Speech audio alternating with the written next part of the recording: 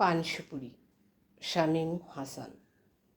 খোকা, বলছি একটু শোন। ঘরে নাই চুন, নাই পান সুপুরি, খুব যে দরকারি। দুদিন ধরে না খেয়ে পান, বেরিয়ে যে যায় প্রাণ। বলি, কি বাপ তরে, যদি হাটে যাস ওরে, কিনে তো আন গোটা কয়েক পান। যাব না আজ হাটে, নাই টাকা পকেটে, সারাদিন বসে বসে খান, আরও চাই সুপুরি পান। কোথা থেকে আসে টাকা? এমনি আজকাল পকেট ফাঁকা, জমি জমা খুইয়ে সব তর সুখের কথা ভেবে। নিজের সুখ দিয়ে বিসর্জন, তোর সুখ হলো অর্জন। পড়ালাম তরে ডাক্তারি, ভালোই কামাস টাকা করি, তোমার জন্য মিলে না তবু গোটা কয়েক পান সুপুরি। বক বক বন্ধ করে মুখে দাও তালা, পান সুপুরি খেতে দেখলে গায়ে ওঠে জ্বালা। চলে না সংসারের হাল, তার মধ্যে পানের পেঁচাল।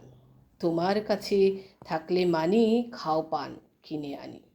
এই নে বাপ কিছু টাকা, মাটির ব্যাংকে ছিল রাখা। হাট থেকে ফিরে তোর বাপে হাসি মুখে দু এক পয়সা দিত আমায় ডেকে। বলতো, এগুলো তোর কাছে রাখ বুড়ি, সন্তানের ভবিষ্যৎ যেন গড়তে পারি। আমি তা রাখতাম যত্ন করে মাটির ব্যাংকের আধার ঘরে।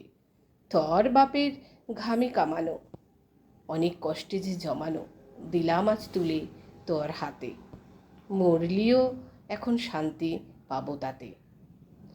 তোর বাপ মরিল বছর 6, আমারও নাই বেশি সময়। মরণ আজ কাছাকাছি, গেলেই যে এখন বাঁচি। আহারে বন্ধ করো পেঁচাল, আগে দেখি ব্যাংকের হাল।